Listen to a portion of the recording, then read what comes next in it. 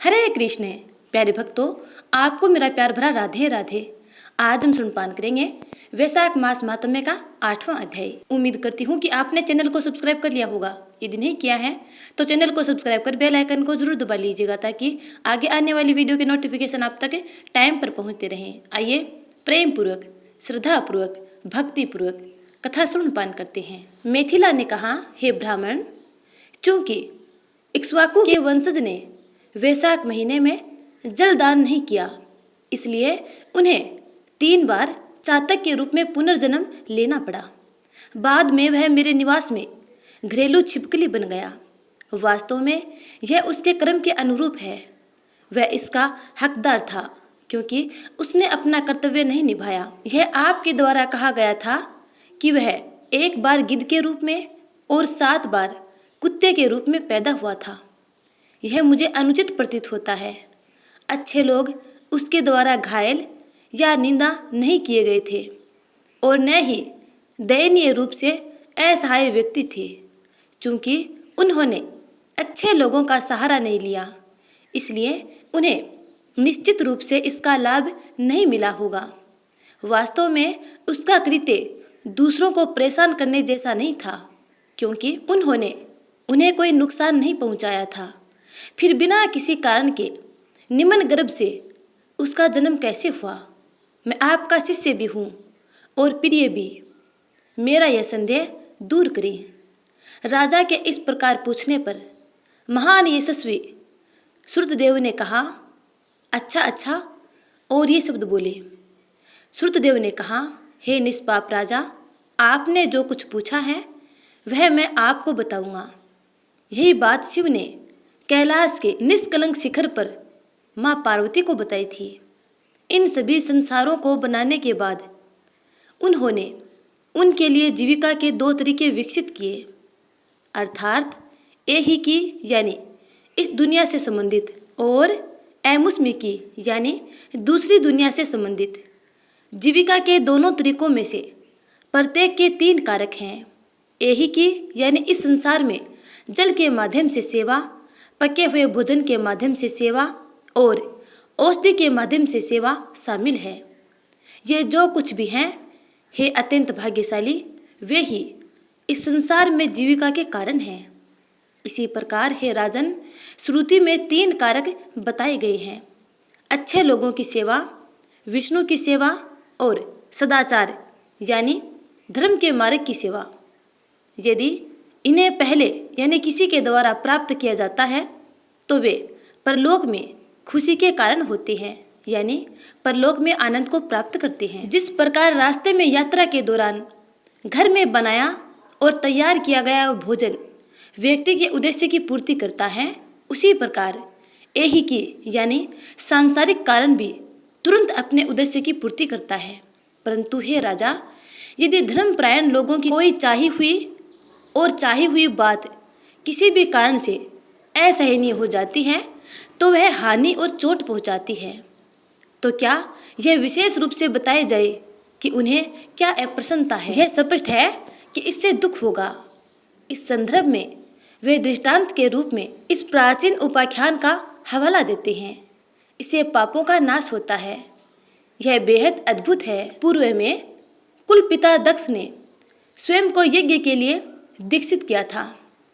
वह भूतों के भगवान अर्थात महादेव को आमंत्रित करने के लिए चांदी के पर्वत यानी कैलाश पर गए। शंभु अपने दक्ष के कल्याण की इच्छा से उन्हें देखकर नहीं उठे। उन्होंने इस प्रकार सोचा, मैं सभी अमर लोगों का पितामह हूँ, मैं शाश्वत हूँ और केवल वेदों के माध्यम से ही पहुँच योग्य हूँ। इंद्र और चंद्रमा सहित ये प्रमुख सूर्य मेरे सेवक हैं, जो मुझे श्रद्धांजलि देते हैं। स्वामी को सेवक को देखकर नहीं उठना चाहिए। पति को अपनी पत्नी के लिए उठना नहीं चाहिए। गुरु को अपने शिष्य के लिए खड़ा नहीं होना चाहिए। ऐसा शास्त्रों के ज्ञाता लोगों का मत है। श्रुति यह भी कहती है कि गठबंधन यानी विवाह के माध्यम से वरिष्ठता का कोई कारण नहीं है। जिसका बल, ज्ञान, तप की शक्ति और शांति अधिक होगी, वह दूसरों से वरिष्ठ होगा। नीचे वाले नौकर होंगे। यदि स्वामी तथा अन्य वरिष्ठ स्नेह के अतिरेक से नौकरों तथा दूसरों को देखकर उठ जाते हैं तो उन लोगों की आयु, धन, यश तथा संतान तुरंत नष्ट हो जाती है। इसलिए मैं खड़ा नहीं होऊंगा क्योंकि मेरे ससुर मुझे प्रिय है। इस प्रकार दक्ष के कल्याण को ध्यान में रखते हुए भगवान शिव अपने निवास स्थान से बिल्कुल भी नहीं हिले। यह देख करके मृद यानी शिव उठे नहीं। प्रजापति क्रोधित हो गए। पहाड़ की बेटी के प्रभु के सामने उसने उसे कई तरह से निंदा की। हाय अहंकार, हाय उस अशिक्षित दरिद्र व्यक्ति का अहंकार। एक बूढ़ा बैल जो केवल चमड़ी मात्र रह गया है, उसकी संपत्ति है, इसलिए वह खोपड़ी की हड्डी पकड़ता है। वह विधर्मियों के प्रति सुलभ है। भाग्य उसे कैसे सुखता दे सकता है, क्योंकि वह व्यर्थ ही घमंड करता है।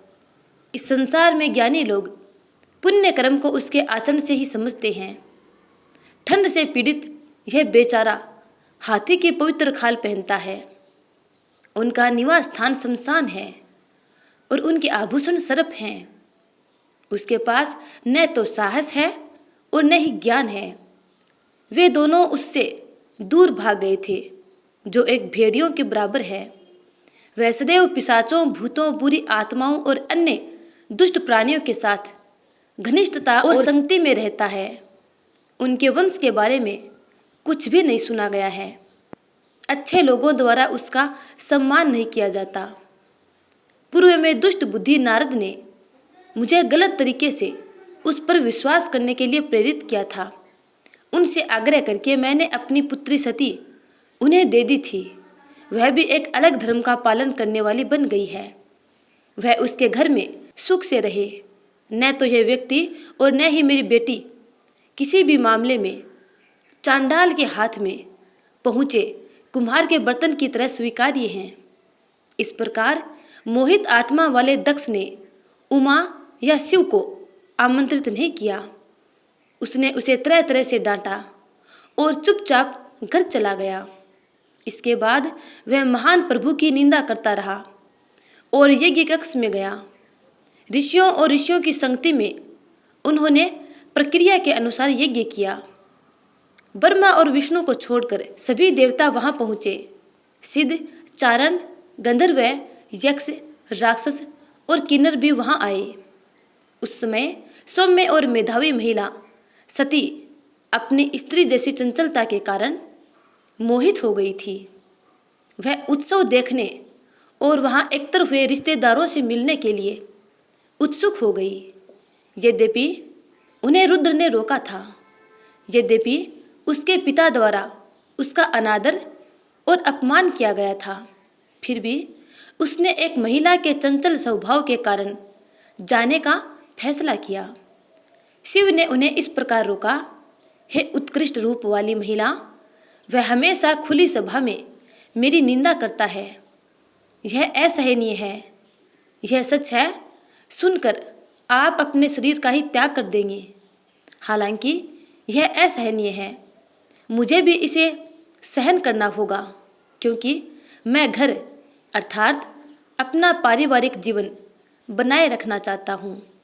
हे सज्जन महिला, तुम वही कर रही हो जो मैंने किया है, अतः यज्ञशाला में न जाएं। निश्चय ही तुम्हारे साथ कुछ भी शुभ नहीं होगा। इस प्रकार आग्रह करने पर भी देवी ने अपनी चंचलता नहीं छोड़ी। सती घर से अकेली पैदल ही निकल पड़ी। उसे देखकर बैल ने चुपचाप देवी को अपनी पीठ पर उठा लिया। तब करोड़ों भूतों के समूह ने सती का अनुसरण किया। यज्ञ कक्ष में जाने के बाद वह सबसे पहले महिलाओं के लिए अलग किए गए अपार्टमेंट में गई। सभी सती को देखकर शांत बैठे रहे। मानसिक कष्ट के साथ वह वहां से चल पड़ी। अपने पति के शब्दों को याद करते हुए वह उत्तरी वेदी पर गई। उसे देखकर उसका पिता और जो वहां इकट्ठे हुए थे चुप खड़े रहे और उसे कुछ आशीर्वाद न दिया। उसने रुद्र को आहुति देने तक अपने पिता का यज्ञ प्रदर्शन देखा। जब उसके पिता रुद्र को छोड़ के आगे बढ़े तो उसने आंसुओं से भरी आंखों से कहा। देवी ने कहा, महान लोगों का उल्लंघन और अपमान आमतौर पर व्यक्तियों के कल्याण के लिए अनुकूल नहीं होता है। रुद्र लोकों के निर्माता हैं, वह लोकों का व्यवस्थापक हैं, वे सभी का अपरिवर्तनीय भगवान हैं। फिर भी ऐसा कैसे है कि रुद्र को हविष नहीं दिया गया? क्यों? जो लोग यहाँ आए हैं वे आपके बुरे इरादों को उजागर क्यों नहीं करते? नेक दिल लोग ऐसा आचरण नहीं करते। क्या भाग्य इनके प्रतिकूल है? जैसे ही उसने ऐसा कहा, भगवान प्रसन्न हंसने लगे। भृगु जिनका सुप्तव नष्ट हो गया था, अपनी मूछें और दाढ़ी छिलाने लगे। दूसरों ने उनकी बाहों, टांगों, जांघों और बाजुओं को सहलाया। उसके अभागे पिता ने तरह तरह से उनकी निंदा की। यह सुनकर रुद्र की पत्नी मन में अत्यंत क्रोधित हो गई। इसे सुनने के लिए, प्रायश्चित करने के लिए सती ने अपने शरीर को वेदी के बीच में यज्ञ अग्नि में समर्पित कर दिया। जबकि सभी लोग खड़े होकर देख रहे थे। बड़ा हंगामा मच गया। परमथ तुरंत दौड़े और देवराज को सारा विवरण सुनाया।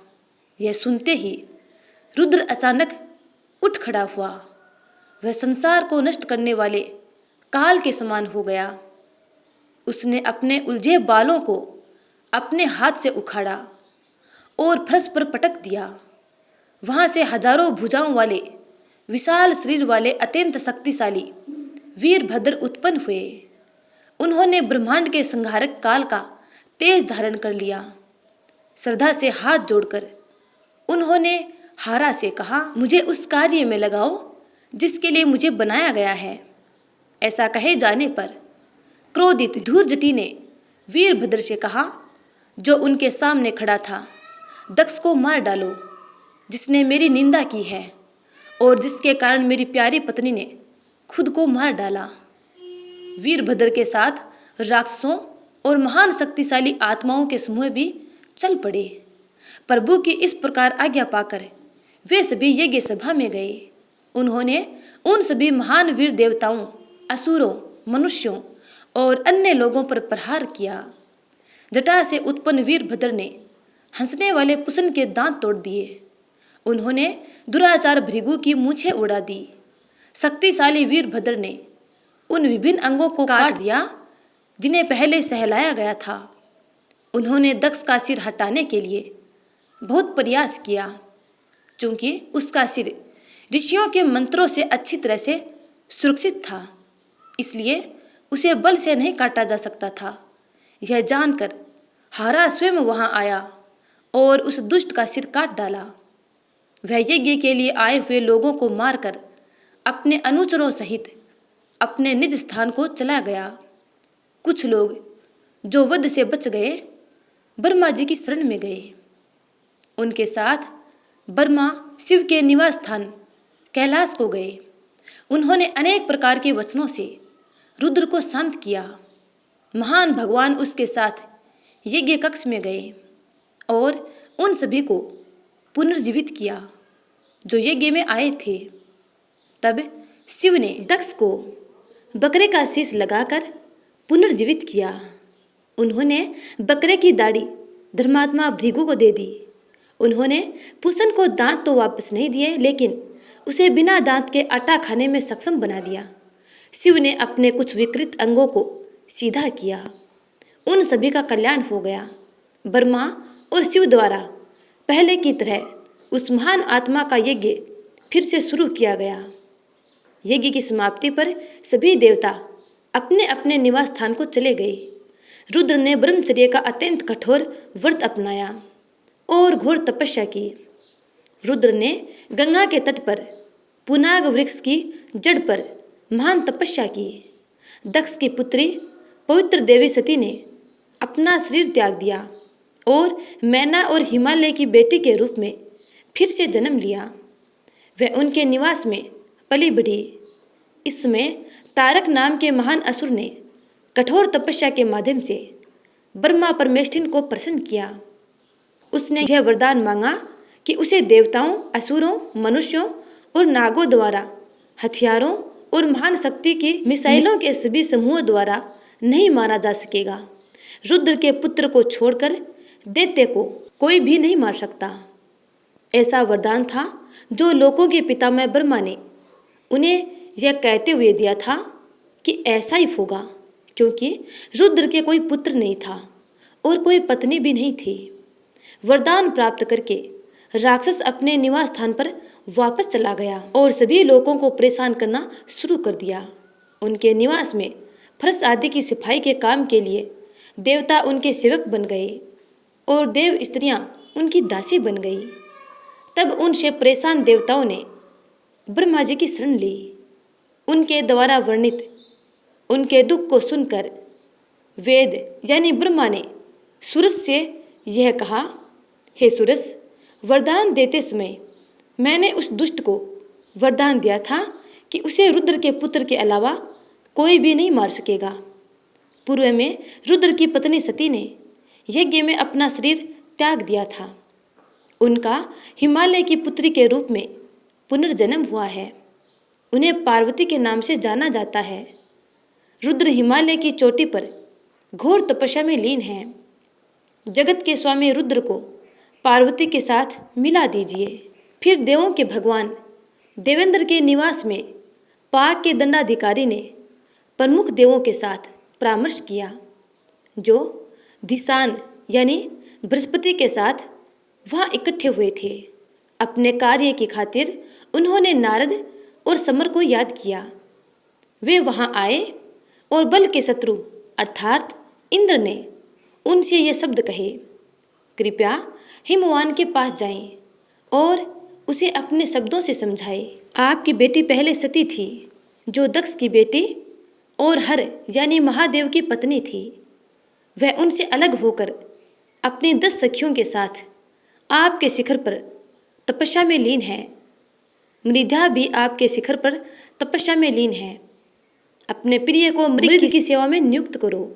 वह अवश्य ही उनकी पत्नी बनेगी और मृद ही उसका पति होगा।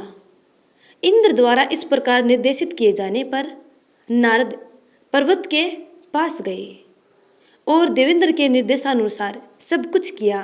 बाद में इंद्र ने काम को बुलाया और उससे यह कहा, देवताओं के कल्याण के लिए और मृद की भी भलाई के लिए तुम वसंत यानी वसंत ऋतु के साथ रुद्र की तपस्या कुंज में जाओ। वसंत के उन गुणों को प्रकट करो जो हृदय में प्रेम का स्पंदन उत्पन्न करते हैं।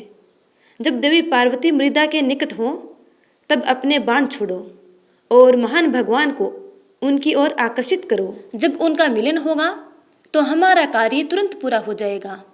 इस प्रकार आज्ञा पाकर समारा ने कहा, ऐसा ही होगा, और तुरंत चल दिया। वह रति वसंत और अपने पूरे दल के साथ उस जंगल में गए। अपनी शक्ति के माध्यम से उन्होंने उस खूबसूरत जंगल में एक असामयिक वसंत ऋतु का निर्माण किया, जो हल्की हवा से संचालित होती थी। एक बार देवों के देव पार्वती की सेवा से प्रसन्न हुए। उसने उसे अपनी गोद में ले लिया और उससे कुछ बातें करने लगे। समारा ने निर्णय लिया कि यह प्रभु का अपनी प्रिय पत्नी के साथ मिलन का समय है। उसने अपना सुंदर और नाजुक धनुष उठाया और हारा के पीछे खड़ा हो गया। उसने एक वृक्ष को अपनी आड़ बनाकर बाण छोड़ा। उन्होंने दूसरा भी लगाया और उसे उतारने में जी जान लगा दी। मन में व्याकुल होकर मृद सोचने लगा, मेरा मन इस प्रकार कभी नहीं डगमगाया। इसे किसके द्वारा अपवित्र किया गया है। इस प्रकार चिंतित होकर वह मुड़ा और काम को अपनी ओर देखा। बड़े क्रोध के साथ उसने माथे पर अपनी आंख खोली और देवी को अपनी गोद से दूर कर दिया। उसकी आंख से समस्त लोगों को भयभीत करने वाली एक धधकती अग्नि निकली। इससे मनमथ यानी काम धनुष सहित तुरंत जल गया। अपने कार्य की पूर्ति को देखते हुए और स्वयं को दंड देने का संदेह करते हुए देवता वसंत और रति स्वर्ग की ओर भाग गए। देवी भयभीत हो गई, अपनी आंखें बंद कर ली और बहुत दूर भाग गई। एक महिला की उपस्थिति से बचने के लिए मृदा दृश्य से गायब हो गए। इंद्र, जो रुद्र को प्रसन्न करने के साथ साथ उनकी भलाई के लिए कुछ करने की इच्छा रखता था, उसे दुर्भाग्यपूर्ण परिणाम प्राप्त हुआ। जो व्यक्ति बहुत अप्रिय काम करता है, उसके मामले में इससे भी बदतर की उम्मीद की जानी चाहिए। इसलिए इक्ष्वाकु के वंशज मंद बुद्धि, जो हमेशा संतों के प्रतिकूल थे, ने अच्छे लोगों की सेवा का अनुष्ठान नहीं किया, जो उनके स्वयं के कल्याण के लिए अनुकूल होता। उन्हें अत्यंत दुख का अनुभव हुआ और आगे चलकर उनका जन्म निचले स्तर के प्राणियों में हुआ। अतः मनुष्य को अच्छे लोगों की सेवा करनी चाहिए, जिससे सभी उद्देश्य सिद्ध होते हैं। क्योंकि उसने रुद्र को अप्रसन्न करने वाला कुछ किया था, समारा को अपने अगले जन्म में बहुत दुख का अनुभव हुआ। हालांकि वह एक महान स्वामी था। जो लोग दिन रात इस पुण्य कथा को सुनते हैं, वे निसंदेह जन्म, मृत्यु, बुढ़ापा, रोग आदि से मुक्त हो जाते हैं। तो प्यारे भक्तों, आज की कथा यहीं पे समाप्त होती है। आगे की कथा जानने के लिए अगले अध्याय का इंतजार करना। तब तक के लिए हर हर महादेव। जय जय श्री राधे।